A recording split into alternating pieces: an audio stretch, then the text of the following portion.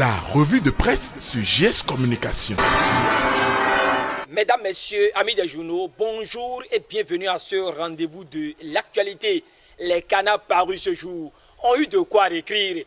Tout de suite, le développement. L'Assemblée nationale a autorisé ce lundi 24 juin 2019 la ratification d'un accord de prêt d'un montant de 10 milliards de francs CFA environ, signé à Cotonou le 28 janvier 2019 entre la République du Bénin et le Fonds cohésien pour le développement économique arabe. C'est la nation qui nous l'apprend, à en croire le quotidien du service public. C'est dans le cadre du financement du projet de renforcement des systèmes d'alimentation en eau potable dans les villes de Boukoumbe, Kové et Zanyonado que les députés ont donné leur OK. Mieux, la nation souligne que le projet ambitionne d'impacter 7,2 millions de nouveaux abonnés à l'eau potable. Restons toujours à Porto Novo, mais cette fois-ci à la coup de répression des infractions économiques et du terrorisme criette où il y a eu audience hier. Ici, le télégramme nous révèle que David Babalola a écopé de 10 ans d'emprisonnement ferme et une amende de 5 millions pour fausse quittance d'impôt à la SONEP. Le même journal se penche sur le cas de Laura Métognon et ses co-accusés notifient que c'est un verdict de 5 ans d'emprisonnement ferme qui a été prononcé. Même son de cloche par fraternité qui nous livre également le verdict de la criette. Dans son intervention, le matinal nous sort de la cour de répression des infractions économiques et du terrorisme et nous situe sur les réformes dans le secteur de la santé. Sans faire économie de vérité, le défi d'une génération clarifie que le professeur Benjamin Rumpati, ministre de la Santé, était le 6e invité de la session d'échange avec les internautes à Escagouv Bénin. La réforme dans le secteur de la santé, une nouvelle dynamique porteuse. Voilà le thème abordé au cours de l'entretien et le matinal a pu retenir pour nous qu'il y a des améliorations sensibles dans les hôpitaux avant de nous livrer les pertinentes réponses apportées aux préoccupations des citoyens. Ce qui préoccupe BS Info, c'est la session extraordinaire des chefs d'État et de gouvernement de la CEDEAO sur la crise politique au Bénin. Aurélien Agbenossi, pour sauver le Bénin, écrit l'imprimé en manchette. D'un côté, le Béninois libéré nous tient en haleine avec les informations relatives au Conseil des ministres de l'UOMOA tenu le vendredi 21 juin à Cotonou. D'après le journal de Aboubakar Takou, Ouadani pour révolutionner l'institution. Mais comme l'Agbo et son staff dressent le bilan des réactions de l'institution, martèle le Béninois libéré. Le même quotidien porte à la connaissance de tout ce que Talon offre pour les préparatifs de Hajj 2019 un cadre splendide aux pèlerins. Si les pèlerins, eux, sont en joie, le télégramme nous informe que Parfait Dagbo, dieu de l'église de Banamé, visé par la cour de répression des infractions économiques et du terrorisme criette. Le point de départ selon le journal de Tienne Ressou est que Dieu en chair n'a plus accès à ses comptes bancaires. Étonné, PES Info se demande si le procureur spécial Ulrich Togbono a-t-il osé. Bien sûr que oui, répond Émergence Info, car le confrère trouve que le procureur spécial près la cour de répression des infractions économiques et du terrorisme mérite d'être encouragé. Vicentia Tchenevukni, alias Dagbo, aidant de Baudra, mentionne Émergence Info, avant de céder sa place à l'Audace Info, qui lui se demande si c'est la fin d'un mythe, car Parfait a pris la poudre d'escampette. Peut-être elle est en Égypte pour soutenir les écureuils qui, selon Matin Libre, entrent en jeu ce mardi 25 juin 2019 pour son premier match avec les Black Stars du Ghana. Matin Libre anticipe sur le climat qui va s'emparer de notre pays pendant les 90 minutes parce que nous jouerons face à l'une des équipes favorites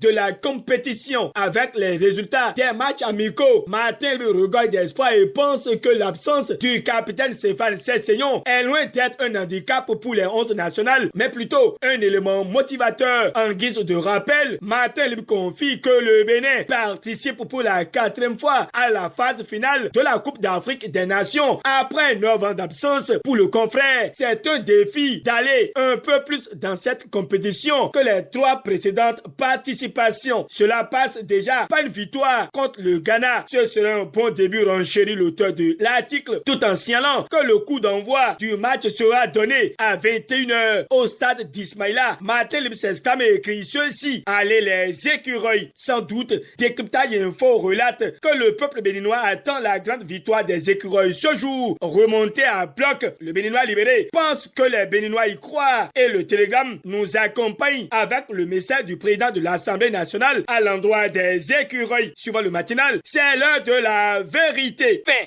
de cette revue de presse. À la présentation, je suis Guitembe Soou et c'est grâce à la complicité technique de Androné Vioaton que vous avez ces belles images GSTV vous remercie. À demain pour un autre rendez-vous d'actualité.